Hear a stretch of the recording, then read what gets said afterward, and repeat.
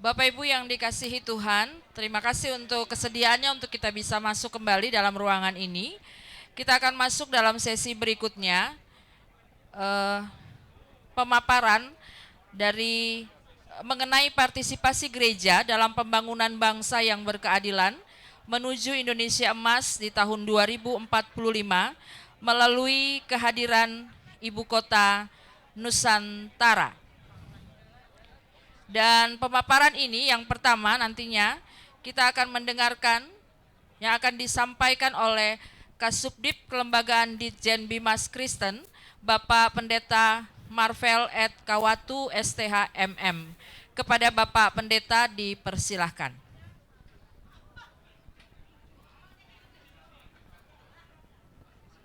Terima kasih.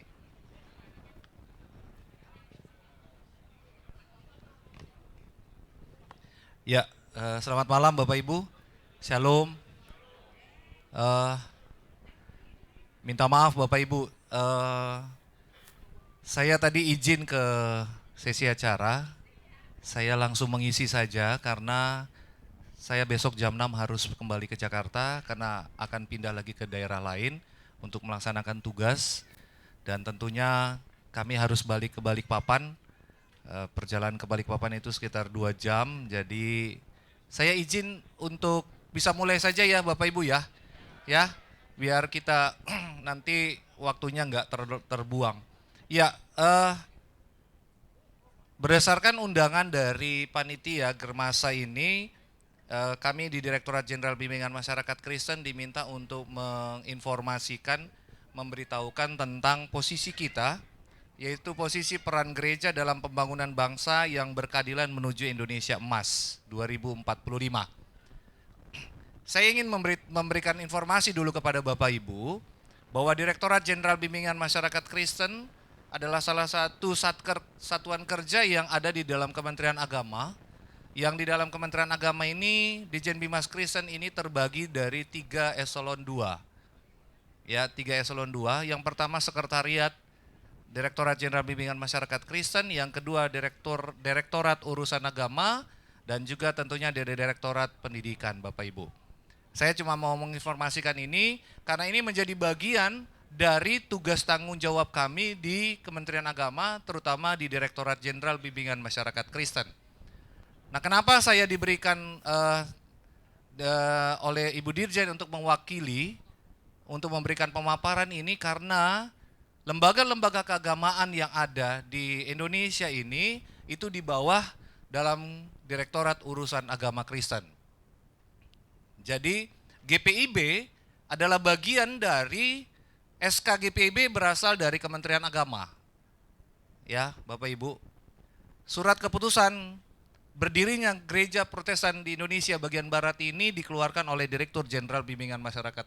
Waktu itu Direktur Jenderal Bimbingan Masyarakat Kristen Protestan.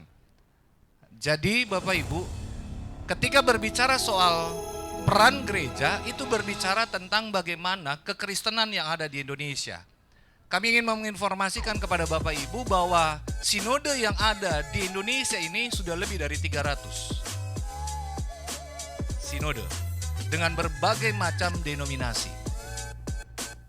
Lalu kemudian ARAS, lembaga ARAS Gereja Nasional itu ada 8 saat ini. Bapak Ibu tahu apa aja itu? Tahu nggak? 8 ARAS. Pasti Bapak Ibu nama ARAS itu tidak tahu, tapi Bapak Ibu tahu isi dari ARAS itu. Salah satunya PGI. Ya, PGI. Lalu ada PGPI, Persekutuan Gereja-Gereja Pentakosta di Indonesia. Lalu kemudian ada PGLII, Persekutuan Gereja-Gereja dan Lembaga-Lembaga Injili di Indonesia. Lalu ada lain Persekutuan Baptis Indonesia. Lalu ada juga yang lainnya adalah Bala Keselamatan. Yang berikutnya ada Gereja Ortodoks Indonesia. Yang berikutnya adalah Gereja Advent Hari ke-7. Dan yang terakhir itu adalah PGTI, Persekutuan Gereja-Gereja Tionghoa Indonesia. Inilah yang disebutkan dalam kami di Direktorat Jenderal Bimbingan Masyarakat Kristen adalah lembaga-lembaga keagamaan, lembaga aras gereja nasional. Nah, GPIB berada di PGI, betul ya? Anggota PGI ya Pak? Cuma satu kan? Tidak yang lain ya? Tapi yang lain bisa Pak, ada 3. Bisa anggota PGI, bisa anggota PGPI, bisa anggota PGLI. Itu ya. Tapi GPIB tetap dari awal 1. Hanya sebagai anggota Persekutuan Gereja-Gereja di Indonesia. Nah, dengan begitu banyak gereja, denominasi-denominasi yang ada Bapak Ibu, ada nilai positif, ada nilai negatif Bapak Ibu Saudara-saudara. Bagaimana kita mau melihat posisi ya, posisi yang ada dalam pembangunan bangsa yang berkeadilan sebagai peran gereja itu Bapak Ibu.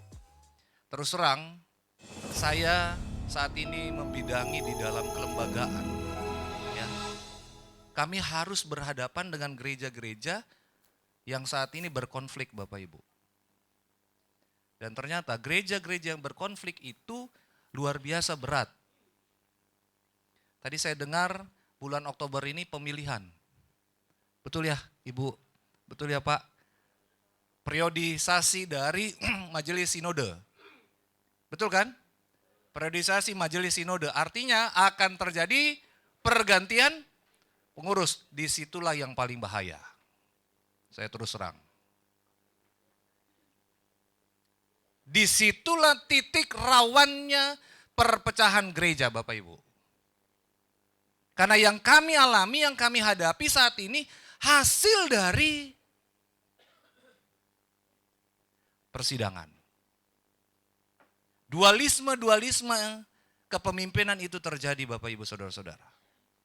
Lalu bagaimana peran gereja itu mampu membangun menjadi sesuatu yang berguna dalam pembangunan bangsa yang berkeadilan. Kalau di dalam gereja itu sendiri berkonflik Bapak Ibu. Tapi saya percaya GPIB tidak akan pernah berkonflik. Amin. Amin ya Pak ya. Karena GPIB sudah berdiri, SK-nya tahun berapa ya Pak? Saya lupa ini. Tahun berapa ya Bu? 88? 48. 48, waduh bayangkan saja Bapak Ibu. Sudah 77 tahun. Saya lahir dari anggota GPIB. Ya, papa mama saya anggota GPIB. Sekolah di STT saya tadi bilang saya juga utusan rekomendasi dari GPIB. Saya bangga dengan GPIB, walaupun mungkin GPIB nggak bangga dengan saya. Ya kan gitu kan? Ya, saya ketika saya ditanyakan, ketika saya ada di keliling-keliling ke sinode-sinode Bapak Ibu, terus terang, saya minta maaf sekali, terus terang. Ketika ditanya sekarang Bapak gereja di mana, saya tidak bisa bohong kan Pak, Ibu. Kalau dulu saya merasa betul saya GPIB, tapi diri saya GPIB, walaupun sekarang saya nggak di GPIB. Tapi jiwa saya dari dulu GPIB. Hah? Persoalannya, saya kalau balik pisah sama istri saya, nggak boleh. Artinya gini Bapak Ibu Saudara-saudara, Bapak Ibu Pendeta yang dikasih Tuhan Yesus Kristus, Jemaat Tuhan. Persoalan ketika mau membangun suatu kehidupan berkeadilan sebagai peran gereja nggak mudah. Nggak mudah Bapak Ibu. Kami merasakan di Direktorat Jenderal Bimbingan Masyarakat Kristen harus berhadapan antara gereja dan gereja. Harus berhadapan dengan umat Kristen dengan umat Kristen. Bukan sekedar umat Kristen dengan umat lain Bapak Ibu, tidak. Oleh karena itu ada beberapa poin yang coba saya gambarkan dalam peran gereja dalam pembangunan bangsa menuju Indonesia emas.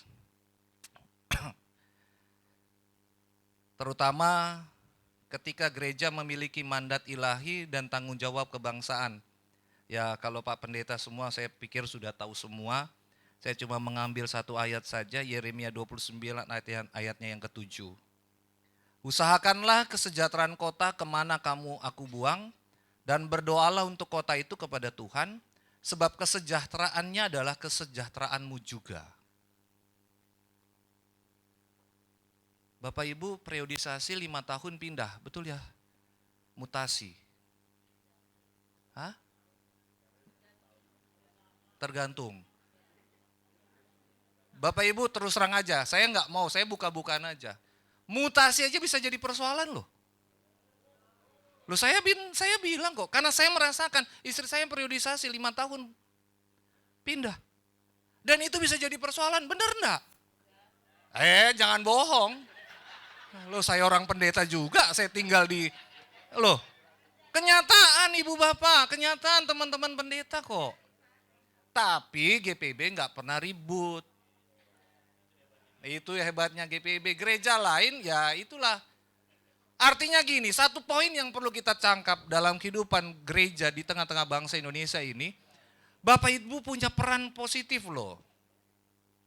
Bapak Ibu punya peran yang luar biasa. Dalam kehidupan berbangsa ini, bukan sekedar hubungan kita dengan pemerintah, tapi bagaimana hubungan itu menjadi hubungan antar pendeta dan pendeta, hubungan antara pendeta dengan umat, pendeta dengan masyarakat, gereja dengan masyarakat. Saya ingin mencatat bagi kita sekalian Bapak Ibu Saudara-saudara, peran gereja dalam pembangunan bangsa. Saya cepat aja dulu ya, izin. Peran gereja dalam pembangunan bangsa yang pertama dalam bidang pendidikan dan SDM. Sambil saya mau menginformasikan tentang kedudukan Direktorat Jenderal Bimbingan Masyarakat Kristen. Di dalam bidang pendidikan Bapak Ibu Saudara-saudara, Direktorat Jenderal Bimbingan Masyarakat Kristen itu punya sekolah. Ya, kalau soal protes nanti aja deh. Tapi saat ini melalui PP 55, Direktorat Jenderal Bimbingan Masyarakat Kristen itu punya sekolah yang dibina melalui langsung oleh Direktorat Jenderal Bimbingan Masyarakat Kristen. Dengan nama apa? Yang pertama itu ada SDTK, Sekolah Dasar Teologi Kristen. Mungkin Bapak Ibu sudah mendengar, Sekolah Dasar Teologi Kristen itu sudah hampir seluruh Indonesia ada. Lalu kemudian naik ke Sekolah Menengah Pertama Teologi Kristen. Lalu kemudian naik ke Sekolah Menengah Teologi Kristen dan Sekolah Menengah Agama Kristen. Itu izin operasionalnya ada di bawah kami di Direktorat Jenderal Bimbingan Masyarakat Kristen. Itu dalam bidang pendidikan. Selain itu ada sekolah-sekolah tinggi teologia. Nah, bagaimana peran kita di tengah-tengah kehidupan gereja dalam pembangunan bangsa? Tentunya di dalam peran pendidikan dan sumber daya manusia ini membentuk generasi berkarakter dan berdaya saing, Bapak Ibu. Lalu di tingkat institut, di Jen Bimas Kristen, Kementerian Agama punya Institut Agama Kristen Negeri. Bapak Ibu sudah tahu ya, IAKN. Sekarang kalau nggak salah sudah ada 7 atau 8 di seluruh Indonesia. Institut Agama Kristen Negeri itu memang di bawah pemerintah, terutama Kementerian Agama di Jen Bimas Kristen. Selain ada sekolah-sekolah tinggi teologi yang swasta, salah satunya STT Jakarta juga swasta, kan gitu ya. Nah, ini peran gereja dalam bidang pendidikan Bapak Ibu. Yang kedua tentang peran gereja dalam bidang sosial ekonomi, memberdayakan yang terpinggirkan, membuka peluang usaha. Kami informasikan juga kepada Bapak Ibu, saat ini kami mempunyai yayasan-yayasan yang bisa menerima sumbangan dana sosial keagamaan. Yayasan ada 3 yayasan yang SK-nya dari kami dan juga diizinkan oleh Direktorat Jenderal Pajak menerima sumbangan dari perseorangan dan dari perusahaan, tapi bukan persembahan. Jadi misalnya perseorangan bawa sumbangan, mereka mau menginginkan potong pajak, itu bisa. Sudah ada lembaga yayasan yang mengurus itu, yayasan di bawah Dijen Bimas Kristen. Jadi ada perusahaan-perusahaan yang mau memberikan sumbangannya ke yayasan itu dan perusahaan bisa mendapatkan potongan pajak. Karena yayasan itu diperkenankan oleh Direktorat Jenderal Pajak mengeluarkan surat untuk potong pajak bagi perseorangan dan bagi perusahaan. Nah, di Direktorat Jenderal Bimbingan Masyarakat Kristen ada 3 yayasan yang sudah resmi terdaftar bisa memberikan seperti itu. Artinya gini Bapak Ibu, kami tidak mau mengambil bagian dari tugas gereja.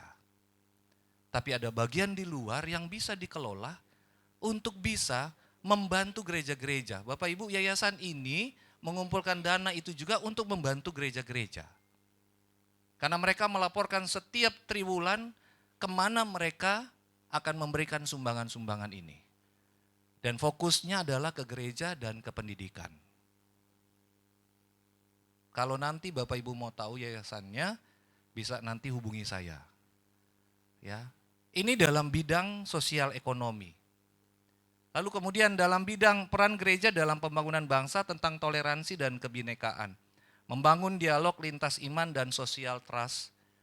Bapak Ibu, kami di Direktorat Jenderal Bimbingan Masyarakat Kristen ada beberapa bagian kegiatan-kegiatan. Salah satunya mungkin Bapak Ibu sudah pernah ikut moderasi beragama.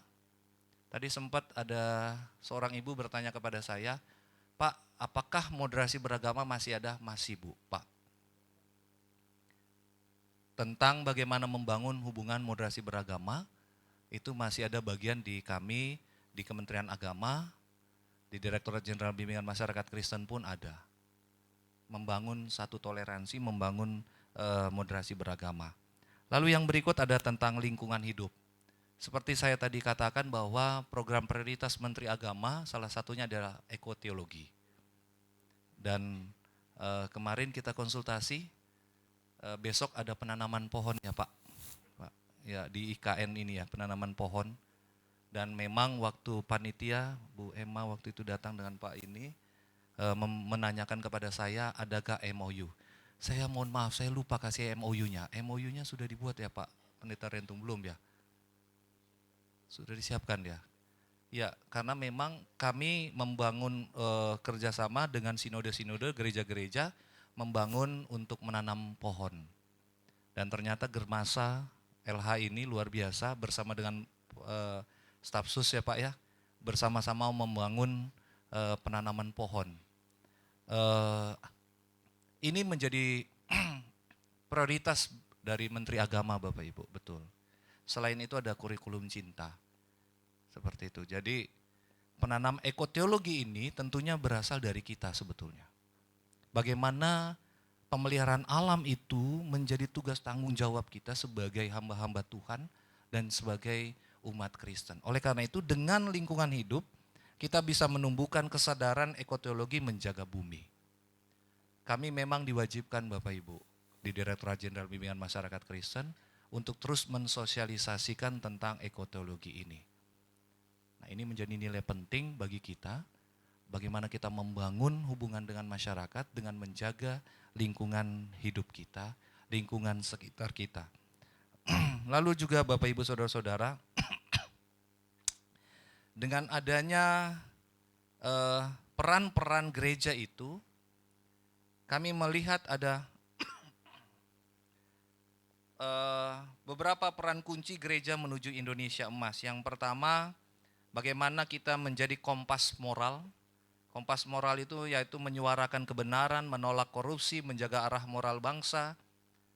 Lalu kemudian penjaga keadilan sosial, melindungi yang lemah, memastikan kesejahteraan bersama. Yang berikut adalah mitra pembangunan bangsa, kolaborasi lintas sektoral, kontribusi nyata dalam pembangunan, dan yang terakhir pembentuk karakter rohani. Bapak Ibu, persoalan-persoalan yang ada dalam kehidupan kita saat ini, ya, bagaimana kita menyikapi peristiwa-peristiwa yang ada terutama di tengah-tengah lingkungan hidup kita dan terutama dalam hubungan-hubungan kita bergereja dan berjemaat. Saya pasti akan ditanyakan, Pak Pendeta, Pak Marvel, kenapa kita masih susah membangun gereja? Itu pertanyaan-pertanyaan itu selalu ada ke dalam pertanyaan ke Direktorat Jenderal Bimbingan Masyarakat Kristen. Ketika saya menjawab pasti orang bilang klise. Nah, apa yang enggak klise Bapak Ibu? Banyak hal ketika membangun kehidupan beragama ini, tentunya awalnya dari kepemimpinan Bapak Ibu sebagai hamba Tuhan. Saya enggak tahu Bapak Ibu, apakah Bapak Ibu mengetahui gereja Bapak Ibu sudah mendapatkan tanda lapor dari Kementerian Agama? Ibu Bapak tahu kan? Tanda lapor? Surat keterangan tanda lapor? Ya. Apakah sudah semua gereja kita mendapatkan surat keterangan tanda lapor? Oh, ini yang harus kami sosialisasikan. Iya. Tidak Pak, jadi gini, nah ini yang kadang-kadang nggak dimengerti, mungkin kekurangan kami untuk mensosialisasikan. Bapak Ibu, surat keterangan tanda lapor itu bukan untuk sinode doang. Surat keterangan tanda lapor itu bagi masing-masing gereja lokal Bapak Ibu. Surat tanda keterangan lapor itu berarti Bapak, posisi gereja Bapak, posisi jemaat Bapak, pendeta Bapak itu diketahui dan disahkan oleh pimpinan di daerah. Kebetulan ada kepala bidang kami di Provinsi Kalimantan Timur. Jadi bukan sinodenya saja Bapak Ibu. Tapi setiap gereja-gereja lokal itu harus diketahui, mendapatkan tanda bahwa ada posisi gereja Bapak di daerah itu. Jadi ketika ada peristiwa, saya ingin memberitahukan suatu saat kami harus berhadapan dengan sebuah gereja, namanya gereja, tapi ternyata dia sinodenya tidak terdaftar, main pakai nama sinode saja, lalu kemudian gereja itu tidak terdaftar, disitulah dibubarkan. Bagaimana kami mempertahankan itu kalau legitimasinya saja enggak ada Bapak Ibu? Legitimasi gereja itu enggak ada. Bagaimana kita mau menolong mereka kalau legitimasi keberadaan gereja itu enggak ada? Nah, oleh karena itu, mungkin saat ini secara singkat saja saya cuma menginformasikan tentang hal berikut Bapak Ibu.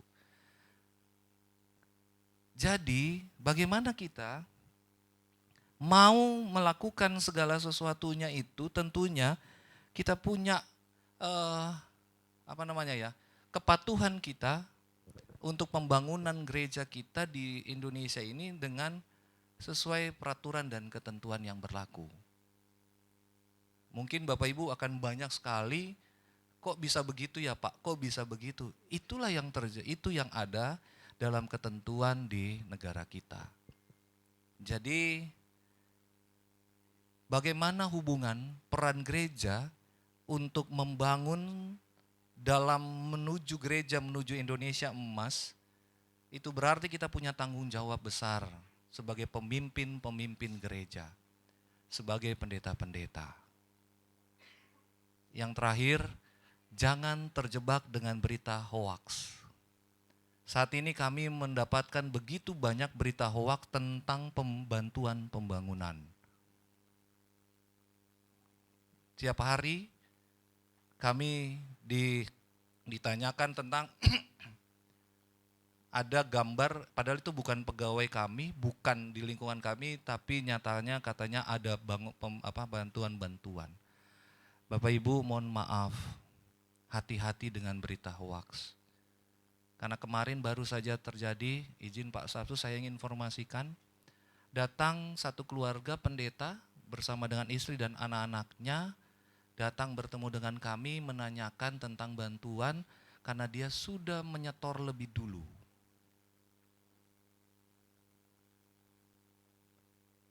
Kami katakan itu tidak benar, itu penipuan.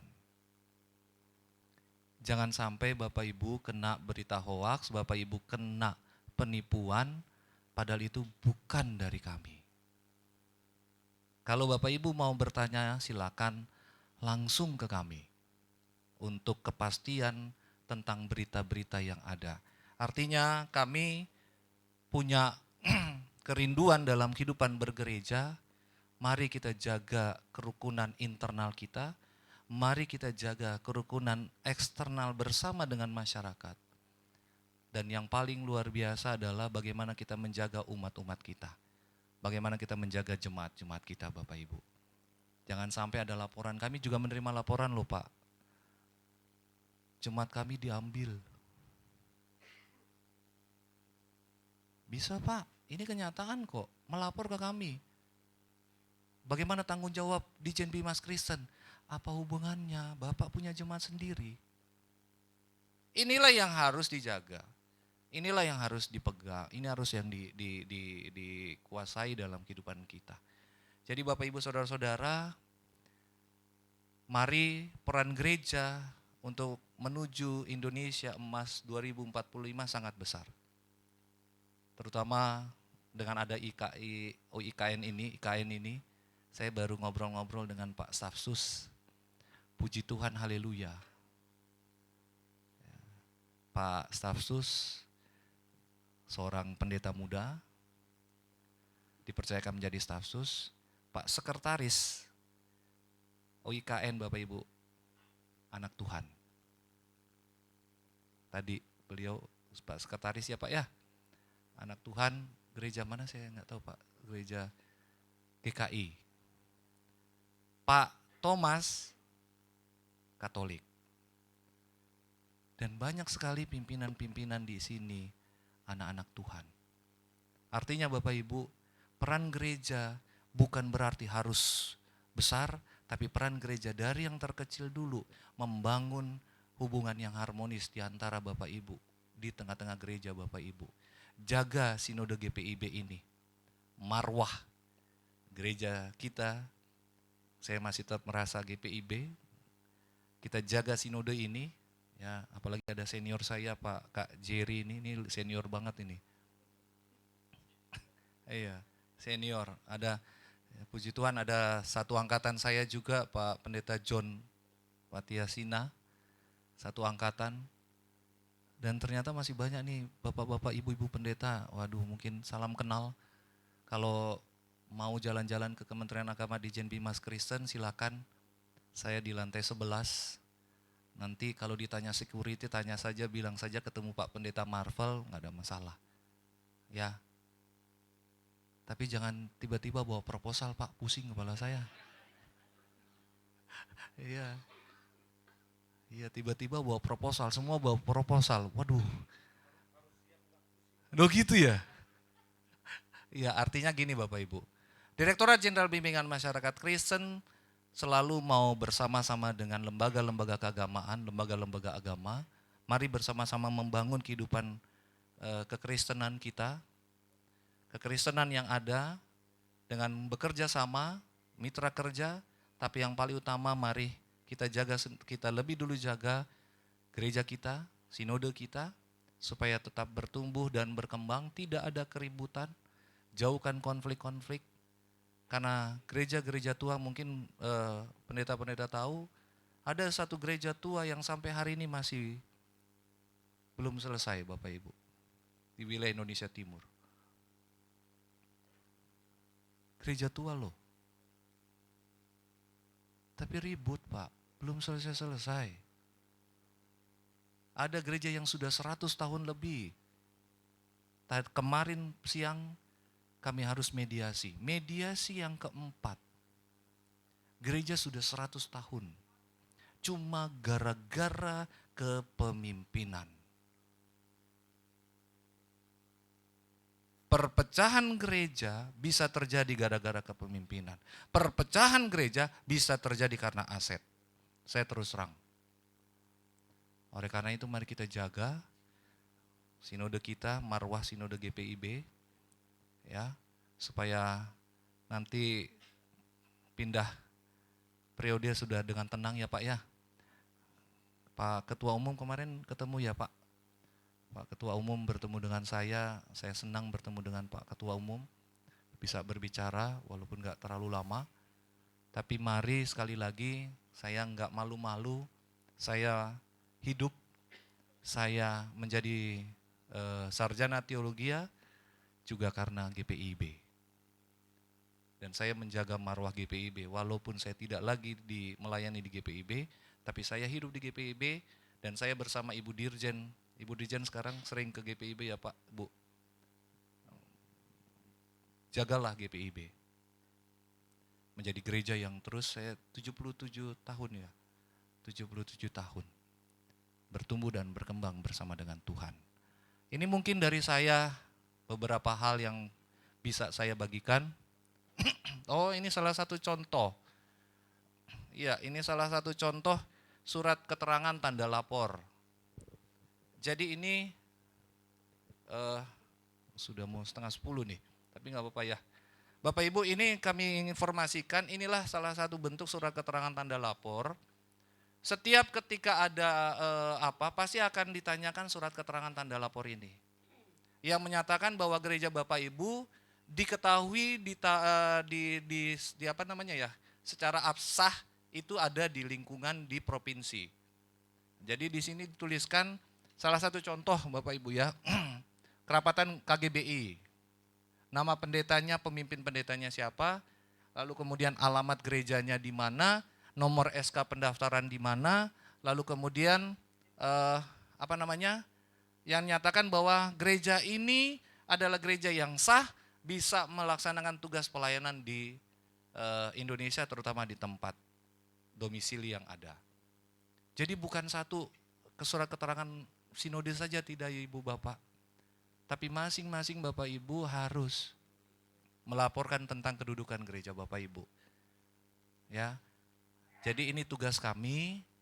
Mohon maaf kalau kami mungkin lalai, kami lupa untuk menginformasikan tentang hal-hal yang ada dalam ketentuan-ketentuan hubungan pemerintah dengan gereja-gereja. Ya. Jadi ini saja mungkin yang bisa saya sampaikan, yang bisa kami sampaikan kepada Bapak Ibu, ya. Saya nggak mau berbicara soal gereja agama lain, tapi inilah yang berlaku di kita saat ini, yang bisa menunjukkan tentang keberadaan gereja dalam pembangunan menuju Indonesia Emas 2045. Terima kasih Bapak Ibu, mohon maaf saya tidak bisa lama-lama. Ya, ya boleh Pak, gimana?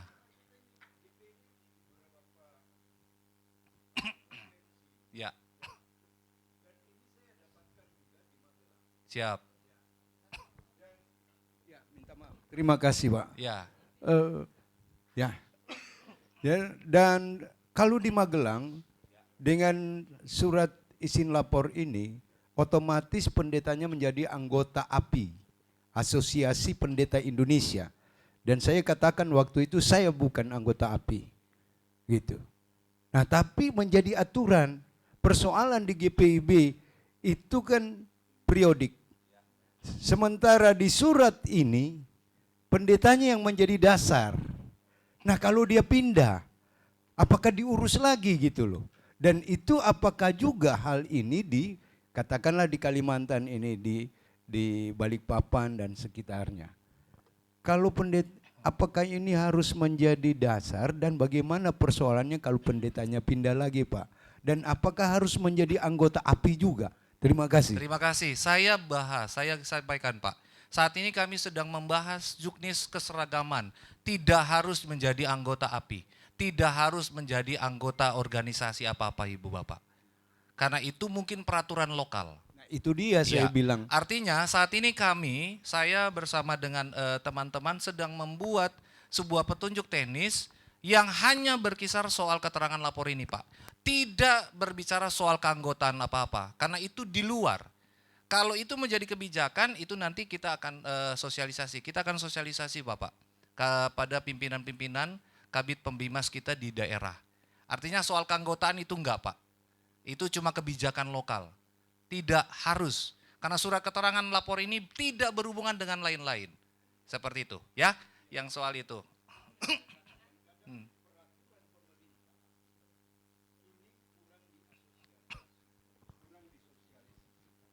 Di dalam setiap wilayah, sehingga pelaksana atau Kementerian Agama bersama dengan Pembimas di setiap provinsi atau juga kota atau yang ada, karena di Magelang juga tidak ada Penbinmasnya. Ya. Belum kuota. Tadi saya sudah katakan Pak, saat ini kami sedang mensosialisasikan tentang keseragaman ini, peraturan ini Bapak Ibu. Terima kasih koreksinya. Yang berikutnya bahwa Bapak Ibu Saudara-saudara, surat keterangan tanda lapor ini nanti ada periodisasinya. Kalau Bapak Ibu pindah, nanti tanggung jawab pemimpin yang barunya Pak. Itu akan dilaporkan kembali. Seperti itu. Jadi gini Bapak Ibu, supaya diketahui juga bahwa saat itu siapa yang menjadi pendetanya di saat itu. Jadi hubungannya itu ke kami jadi kenal. Terus terang, saya coba lihat Bapak, di data kami ya, kami punya aplikasi pusaka, namanya Pusaka. Saya coba ngecek tentang GPIB. Sinode GPIB ya Pak, ini ada aplikasinya namanya Pusaka.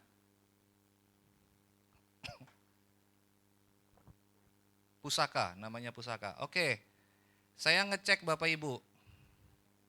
Ya, yang ada di data kami, Bapak Ibu nanti bisa download namanya Pusaka aplikasi Kementerian Agama. Yang ada di data kami, GPIB saat ini posisinya adalah jumlah anggota wilayah itu 272. Lalu kemudian ketuanya Bapak Ibu, Pendeta Markus Fritz Manuhutu. Sekretaris Pendeta Adrian Pitoy, Bendahara Penatua Adri Petrus Hendrik Nelwan. Ini yang ada di data kami. Artinya, apa Ibu Bapak? Nggak pernah memberikan laporan kepada kami. Saya melihat data ini Bapak Ibu. Ini data yang ada yang bisa dibuka oleh semua orang. Dan ternyata data ini data yang tidak valid kan gitu. Nah, bagaimana? Oleh karena itu, nanti Majelis Sinode setelah bersidang nanti bisa bikin laporan kepada kami, melalui surat kepada kami, untuk ini diupdate. Datanya diupdate. Saya pikir mupel kita berapa Bu? Di sini baru 272, betul? Hah? Jemaat ya? 272.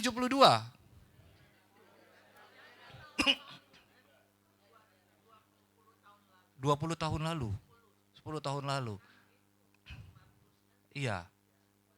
Betul. Artinya gini Bapak Ibu, kami ingin kepada Majelis Sinode, tentunya juga dari Bapak Ibu, kami sekarang sedang mendata untuk memperbaharui data itu. Bagaimana data itu bisa diperbaharui, kan kami nggak tahu bisa memperbaharui kalau Bapak Ibu tidak memberikan laporan kepada kami. Jadi mohon maaf saya harus buka, karena Bapak Ibu bisa buka ini sendiri loh. Di aplikasi Pusaka. Ya, ini yang mungkin kita lalai, mungkin kita lupa, tapi saya terus terang ini juga kelalaian kami. Tadi Bapak itu bilang kami tidak mensosialisasi. Ya, nanti kami akan sosialisasi Pak. Kami akan sosialisasi. Siap. Harusnya Ibu izin. Di dalam SK itu ada ketentuan satu poin, memberikan laporan. SK pendirian Bu. Ayo. Hah? SK Sinode Bu. Ada. Coba buka. Ada. Di dalam SK. SK-nya GPIB nomor berapa ini? Saya coba buka lagi. Oh, beda itu bukan statblad Bu. Keabsahan Sinode GPIB itu SK-nya dari Dirjen. Contoh GPIB, ya, saya sudah bikin surat itu ya, untuk keabsahan kan Pak Pendeta Rentung, saya sudah bikin surat Bu Sekretaris supaya itu permasalahan apa ya kemarin ya, ATR BPN ya,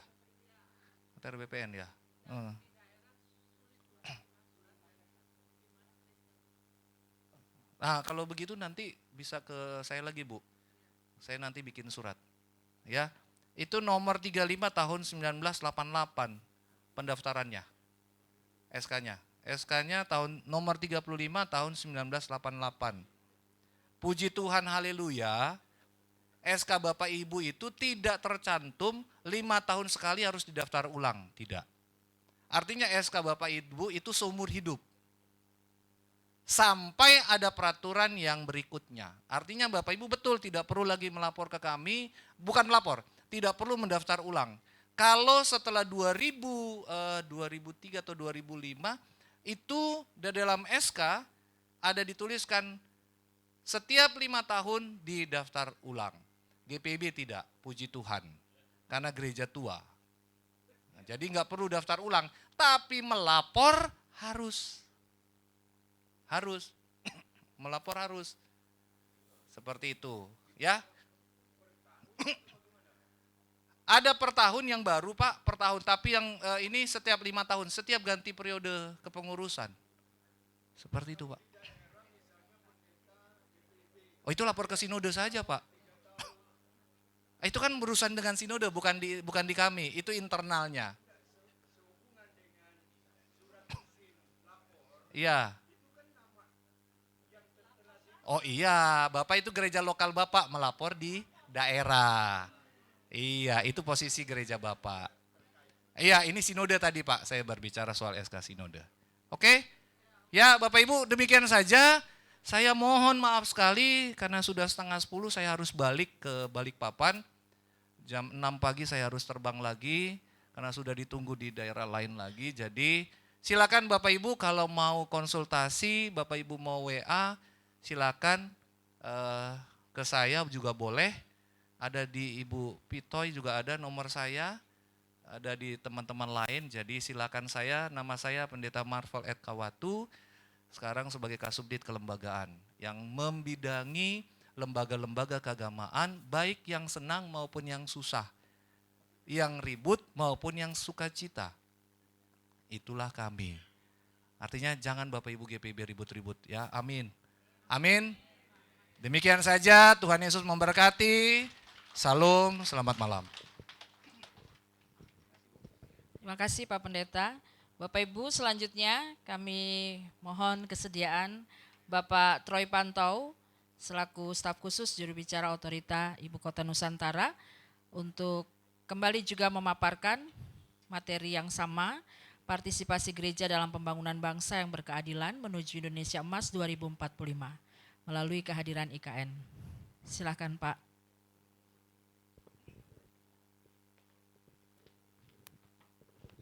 Kasih. Shalom. Wah, sudah jam 9:30 malam, tapi saya merasa ke bawah shalomnya masih powerful. Amin ya Bapak Ibu ya. Shalom. Tepuk tangan buat Tuhan Yesus. Luar biasa. Malam hari ini selain sukacita, saya juga semangat. Ada banyak sekali Bapak Ibu hadir di sini. Saya percaya ini bukan suatu kebetulan. Betul ya? Tetapi ini adalah rencana Tuhan yang luar biasa. Bapak Ibu ada di tempat sini. Pendeta Marvel sampai ketemu lagi ya Bapak ya. Ya kita lanjut nanti diskusinya di Jakarta.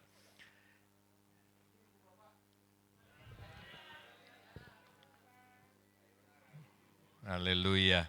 Bapak Ibu masih mau mendengarkan?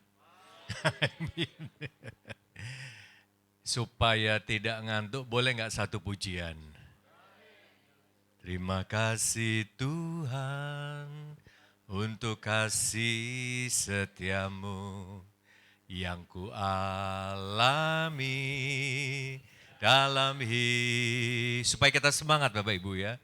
Terima kasih Yesus untuk kebaikanmu sepanjang hidupku. Terima kasih Yesusku buat anugerah yang kau beri. Sebab apa? Amin. syukur bagi. Terima kasih, terima kasih. Semangat Bapak Ibu yuk. 9:30 malam masih memuji Tuhan itu dahsyat ya. Anugerah yang kau beri, sebab hari ini Tuhan adakan syukur bagimu. Kita harus bersyukur Bapak Ibu ya. Pembangunan ibu kota Nusantara tadi yang seperti disampaikan oleh Bapak Kepala Otorita Ibu Kota Nusantara, Pak Basuki Hadi Mulyono, itu adalah pembangunan yang berkelanjutan. Ada beberapa tahapan. Dan ini menunjukkan bahwa pemerintah sangat serius terhadap IKN. Nah, apa tandanya atau apa buktinya, apa hal-hal yang menguatkan bahwa Ibu Kota Nusantara ini dibangun secara berkelanjutan untuk menuju mencapai Indonesia emas. Jadi IKN ini awalnya dibangun supaya nanti ketika Indonesia emas ini ada ibu kota negara yang memang sudah ditetapkan untuk membantu pertumbuhan ekonomi Indonesia jauh lebih baik lagi. Ya, karena tadi di video Pak Presiden Prabowo sendiri itu pidato beliau itu di G20. Ya, mengatakan bahwa saat ini Indonesia terutama di Pulau Jawa suffer, ya, mengalami masalah yang cukup genting yaitu perubahan iklim. Ya, yang mengakibatkan permukaan air tanah ya di Pulau Jawa ini ya itu semakin menurun. Itu daratannya itu setiap tahun ada penurunan berapa senti.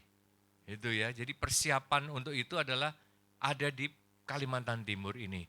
Nah, beberapa hal yang menguatkan yang disampaikan antara lain satu, pernyataan Pak Presiden Prabowo yang tadi sudah saya sampaikan di KTT G20, ya, alasan ibu kota negara itu harus pindah. Nah, ini Pak Presiden sendiri mengatakan Bapak Ibu. Yang kedua, ya, beberapa waktu yang lalu disampaikan bahwa nama dari daerah khusus ibu kota Jakarta sekarang namanya bukan menjadi DKI. Betul ya Bapak Ibu ya, tapi hanya daerah khusus Jakarta. Artinya sudah mulai ada masa peralihan untuk daerah yang disebut dengan ibu kota negara itu akan ada di Nusantara. Itu yang kedua. Yang ketiga, pemerintah sendiri menyatakan bahwa Masjid Negara ya itu sekarang bukan lagi di Istiqlal Bapak Ibu, bukan lagi di Jakarta, tetapi di IKN. Nah mungkin Bapak Ibu bertanya, ini Masjid Negara di IKN ini udah selesai atau belum? Ini masih dalam taraf pembangunan. Ya, bulan ini mencapai tahap 60%. Ya, selesainya nanti di akhir tahun 2025. Nah, ada statement yang berikutnya yang keempat, Pak Menteri PU sendiri ya menyatakan bahwa pada tahun 2028 Presiden Prabowo akan mulai berkantor di sini, di IKN. Nah, oleh karena itu tadi disampaikan oleh Pak Kepala Otorita ada tugas yang saat ini harus dikerjakan yaitu menyelesaikan trias politika yang saat ini sudah selesai itu untuk eksekutifnya Bapak Ibu. Jadi Istana Negara, Bapak Ibu lihat ini posisi sangat indah ya. Hari ini kita di sini di auditorium. Ini lampu yang menyala ini Bapak Ibu ada yang pernah ke IKN belum? Sebelumnya ada berapa orang? Oke, 1, 2, 3, 4, 5, 6, 7, 8, 9, 10. Ya mungkin baru sekitar 5% mungkin ya dari yang hadir ini ya. Jadi kita ini ada di kantor Otorita Ibu Kota Nusantara. Hanya 5 lantai, ya tidak lebih daripada itu. Hampir keseluruhan dari karyawan Otorita Ibu Kota Nusantara yang 1074 orang itu berkantor di sini. Jadi anak-anak muda pun ada di sini semuanya. Sisanya ada di kantor Kemenko. Di mana itu? Nah, ini kantor otorita Ibu Kota Nusantara. Yang ada di depan kita, Bapak Ibu lihat, ini kan ada semacam tugu ya. Ini yang lampunya ini. Nah, geser sedikit ke depan, itu titik nol. Nah, titik nol yang zaman dulu Bapak Ibu lihat ada tulisannya titik nol. Nah, itu di situ. Jadi yang warna biru, yang tempat air dan tanah, tadi Pak Pendeta sampaikan, itu masih ada di depan kita. Bapak Ibu yang pernah datang lihat titik nol itu kan hilly gitu kan ya, ada bukit, turun gitu kan ya. Ini berubah udah seperti gini nih. Ya total perubahannya. Ini yang disebut dengan Plaza Bhinneka Tunggal Ika. Ya. Menunjukkan jumlah provinsi ini tiang-tiangnya itu. Di Plaza Bhinneka Tunggal Ika ini kami sediakan lahan untuk pejabat-pejabat pemerintah untuk menanam pohon. Nah, salah satunya di sini. Jadi Pak Wapres, Pak Gibran menanam pohon di depan di sini. Kemudian ibu-ibu seruni, ibu-ibu istri-istri Kabinet Merah Putih ya kan pernah datang ke sini menanam pohon juga di sini. Ya, perwakilannya ya, ibu Selvi Gibran. Nah, kemudian beberapa menteri juga sudah pernah ke sini menanam juga di sini. Tapi khusus untuk gubernur juga. Nah, ini di sini. Sayang ya gubernur Sulut gak jadi datang ya Pak ya. Kalau datang nanti nanamnya di sini Pak. Ya. Kemudian ini karena sudah gelap gak terlalu kelihatan, itu nanti ada tadi siang sudah kelihatan ada bendera tinggi sekali. Nah itu Bukit Bendera 79 meter itu ya. Di situ ada namanya Taman Kusuma Bangsa. Nah, Taman Kusuma Bangsa itu seperti Memorial Park ya di luar negeri. Tempat untuk memberikan penghormatan kepada para pahlawan bangsa. Tanggal 16 malam kami mengadakan renungan suci menjelang 17 Agustus di Taman Kusuma Bangsa. Nah waktu itu kami upacara, lalu puji Tuhan ada orkestra, Twilight Orchestra. Main musik tuh, main orkes 2 lagu. Ya, lagu Mengiringan Cipta sama lagu Tanah Airku. Ada tiupan saksofon sama harfa yang kebetulan yang main saksofon putra saya yang tadi Bapak Ibu lihat itu. Nah, itu putra saya. Ya, saya minta sama anak saya namanya Roger. Roger, mau enggak? Kebetulan lagi kuliah lagi kosong, jadi bisa ada di sini. Keluarga saya ada di Jakarta, Bapak Ibu ya. Oke, Dad, mau Dad. Saya bicara sama panitia Ibu Ella ya tadi ya kalau nggak salah. Bu, boleh nggak nih satu tiupan saksofon? Oh boleh Pak Troy gitu. Mainlah tadi satu lagu. Persembahan pujian untuk Bapak Ibu. Ya, spesial. Jadi di situ Renungan Suci Taman Kusuma Bangsa. Besok pagi Bapak Ibu jam berapa Pak Pendeta Rantung? 6 o'clock in the morning. Jangan terlambat bangun, kita nanam di Taman Kusuma Bangsa. Ya, siapa yang siap menanam pohon? Iya, Bapak Ibu kalau menanam pohon berarti meninggalkan jejak yang indah di Ibu Kota Nusantara. Ya, kami sudah siapkan 100 lubang, 100 titik untuk menanam. Ya nanti jadi misalnya kalau ini ada 200, ya berdua lah ya, gotong royong. Satu ada yang nanam, satu ada yang satu menanam, satu memotong. Oh foto. Cocok ya Pak ya. Bapak yang nanam, ibu-ibu yang foto ya. Kotor sedikit gak apa-apa, nanti ada tempat cuci tangan juga gitu kami siapkan. Ya. Besok cara nanamnya diberitahu, jadi jangan langsung ditanam ya, nanti dibuka dulu plastiknya. Karena ada polybagnya. Kalau polybagnya ibu tanam, Bapak tanam di situ, mati itu tanaman itu. Ya, besok diajarin ya, menarik pokoknya. Dan tempatnya nggak susah, karena juga ada nanti tempat menanam yang ada lereng, kali ini enggak. Ini tempatnya bagus Bapak Ibu, Taman Kusuma Bangsa. Very special place untuk Bapak Ibu. Pemandangannya, bagus sekali. Instagramable.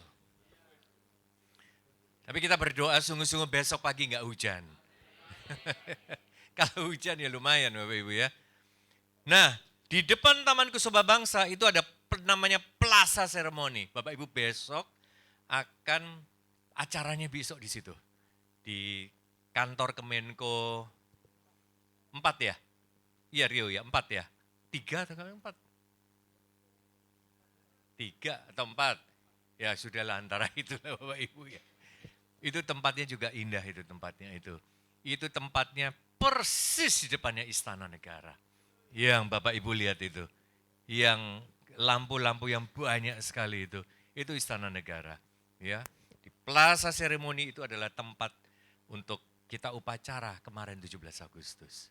Oke, jadi itu fasilitas ya yang sudah kita bangun.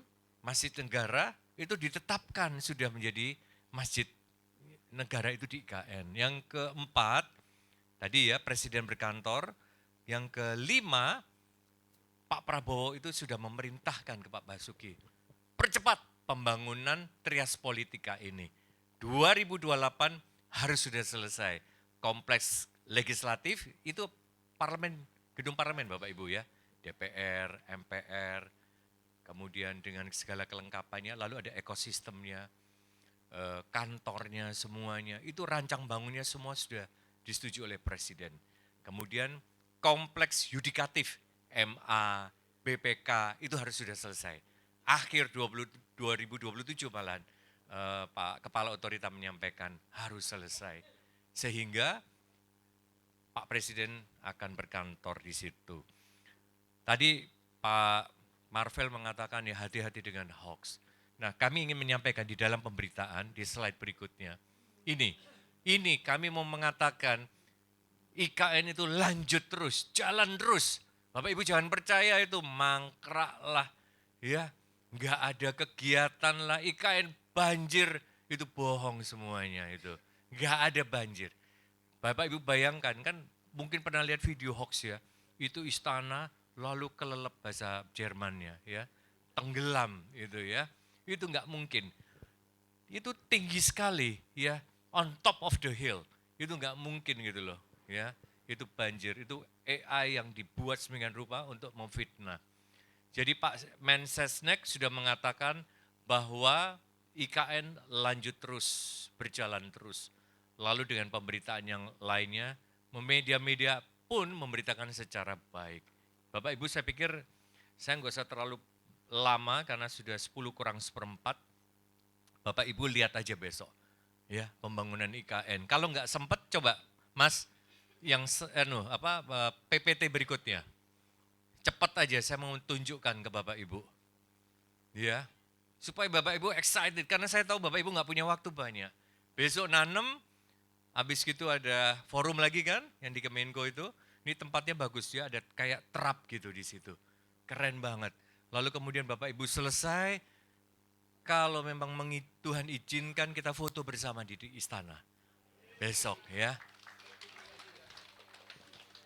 Satu pesan saya, bye-bye kita semua di situ ya. Harus nurut karena kalau terlalu lama nanti kita nggak bisa. Biasanya kalau udah di istana saya udah punya pengalaman ya.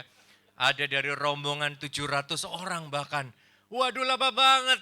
Ibu-ibu ngumpul di sini baku foto. Sabantar Pak, sabantar Pak. Lalu dari sini, dari setengah jam jadi 1 jam. Oke, ini ya Bapak Ibu saya mau tunjukkan slide. Ini wilayah kita ya. Nah total wilayah IKN itu 252.660 hektar. Luas. Ya, tapi Bapak Ibu ada disebut dengan kawasan inti pusat pemerintahan, ya KIPP. Ini KIPP yang sedang dibangun, konsentrasinya ini baru KIPP Bapak Ibu. Jadi IKN itu bukan ini, IKN itu 252.000 hektar lebih. Semua berproses. Kami sedang tidak membangun real estate, kami sedang membangun kota masa depan.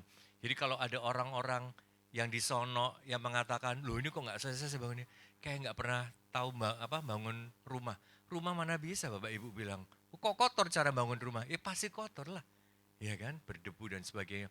Tapi ini semua kita bersihkan, ya semuanya semua tepat waktu. Puji Tuhan Bapak Ibu, ya. Jadi kemudian kita bagi-bagi menjadi 9 kawasan, ya ada kawasan pendidikan, pusat hiburan, pusat riset inovasi, komoditas, argo industri dan sebagainya. Jadi Bapak Ibu yang punya minat untuk membuka ataupun mau berinvestasi di IKN, silahkan kami buka seluas-luasnya. Boleh persyaratannya mudah, nggak susah. Bahkan ada keringanan pajak yang luar biasa. Betul. Ya, ada retail-retail yang kalau Bapak Ibu mau buka retail di sini, kami siapkan tempatnya. Ya, nanti ada namanya grace period. Ya, ada grace period, Bapak Ibu nggak usah bayar tuh, tempat sewa itu. Nah, contoh di gedung ini kan ada, Bapak Ibu kalau sekilas lihat ada cafe shop, ada tempat makan, ada toko roti berada. Yang Balikpapan masih tahu lah ya, itu ya. Ya itu retail-retail itu. Terus nanti ada ATM, ada apa. Nanti di Kemenko, Bapak Ibu ada acara itu nanti ada tempat-tempat retail juga, ada Indomart, Alfamart, Kokomart, ada semua Bapak Ibu di sini. Ya, semua baik lah ya, tapi bertahap. Oke, next slide. Ini tahapan pembangunan. Jadi nggak ada itu ceritanya bangun hanya tahun 2024 selesai. Ini terus berproses sampai dengan 2045 yang disebut dengan Indonesia Emas itu. Jadi kalau hari ini Bapak Ibu ada di sini, besok Bapak Ibu menanam, nanti 5 tahun, 10 tahun lagi, puji Tuhan 15 tahun lagi, kalau Tuhan izinkan Bapak Ibu akan melihat hasil yang Bapak Ibu lakukan di sini. Besok nanam, wah ternyata pohonnya udah segini-segini. Tapi yang terlebih-lebih Ibu datang di sini kan untuk berdoa ya Bapak Ibu ya. Bapak Ibu akan lihat hasilnya nanti bertahun-tahun kemudian. Because of your praying. Amin ya. Lanjut. Nah, ini adalah kawasan yang tempat-tempat persil-persil yang tadi saya sebutkan itu tadi. Ada kawasan eksekutif ya. Ini istana nih di sini nih. Kurang lebih ya. Lalu kawasan legislatif. Ya. Nah, ini di sini. Lalu yudikatif di sebelah sini. Ini sudah ada gambar desainnya. Sudah disetujui oleh Pak Presiden. Ini mulai bulan depan proses pembangunannya. Ini kantor OIKN saat yang ini kita berada. Sudah, ini ada beberapa tempat yang akan dibangun, ya. Nah, di dekat Bapak Ibu sebelah kiri ini hotel Swiss Hotel Nusantara, hotel bintang 5. Hotel pertama di IKN. Lalu ada hotel bintang 3 namanya Kubika. Enggak kelihatan dari sini. Jadi sudah ada 2 hotel yang ada di kawasan IKN. Lalu akan Universitas Gunadarma akan dibangun, lalu juga akan ada sekolah SMA Tarnus, Taruna Nusantara akan bangun juga di sini. Ada arena pacuan kuda juga akan siap dibangun. Nah ini Bapak Ibu ya, terus biar Bapak Ibu tahu, nah ini adalah kantor-kantor yang tadi kami sampaikan. Ini kantor Kemenko 3, besok kayaknya di sini nih acaranya. Lalu ini kantor Kemenko 1, semua masing-masing 4 tower ada Excelso di situ. Di depan istana persis. Ini tempat view mahal sekali ya. Duduk di sini langsung lihat istana di sini. Nah, ini ruang serbaguna yang bisa dipakai untuk acara-acara. Ini dari real estate ini 700 orang nih waktu itu.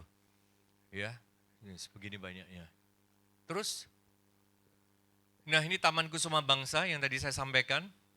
Tempat kemarin kita renungan suci. Ini juga ada acara di sini. Ada beberapa acara. Ini bisa 500 bahkan bisa sampai lebih daripada itu. Lalu ada beberapa acara fun run lah, olahraga. Kemarin ada eco fashion. Lalu ada berbagai macam pariwisata kebudayaan di sini nih. Ya, tempatnya indah sekali. Ini persis di depannya istana, Bapak Ibu. Ini retail gallery, di sini ada cafe living mandiri. Bapak Ibu kalau sempat besok ada pameran foto di sini. Di retail gallery, di depannya kantor Kemenko yang besok Bapak Ibu akan ikuti acaranya. Nah ini acara-acara yang sudah pernah kami lakukan. Ini waktu sholat Idul Adha. Lanjut. Nah ini adalah hunian ASN. Yang Bapak Ibu kan ada yang menempati di situ ya. Hunian ASN. 1 unit isinya 3 kamar. 1 master bedroom, itu queen size, ada kamar mandi dalam. Ada 2 kamar kecil, single, semuanya full AC.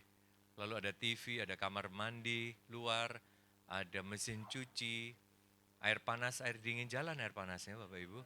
Puji Tuhan jalan ya. Ada kompor, asal tidak ngomporin. Kami tinggal di situ.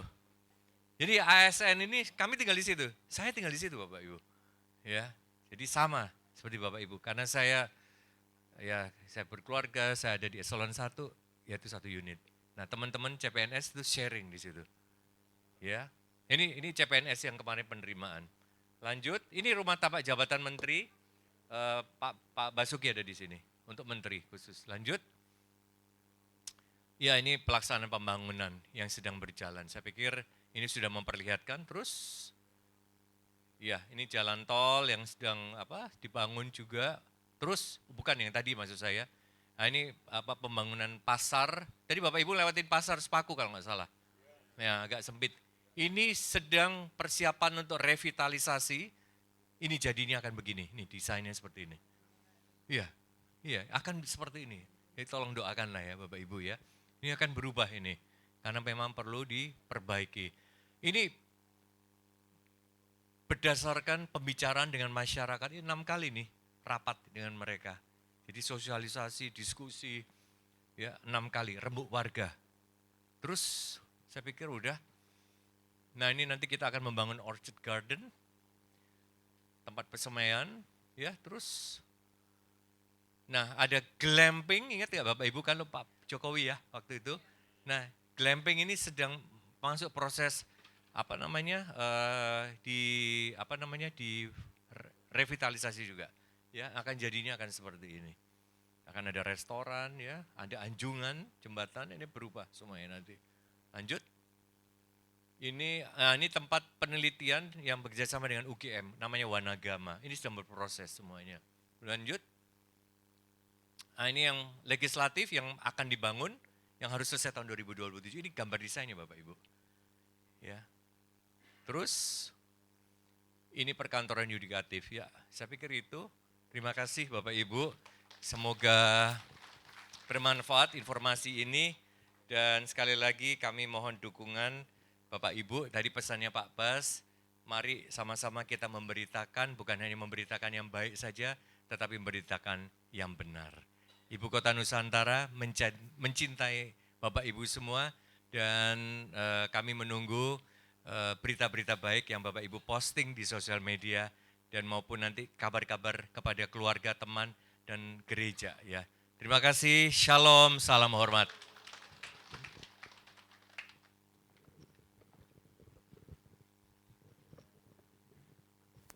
Terima kasih Pak Troy untuk pemaparannya, Tuhan memberkati. Baiklah Bapak Ibu, kita akan masuk dalam sesi terakhir yaitu doa malam. Dan sebelumnya saya sampaikan bahwa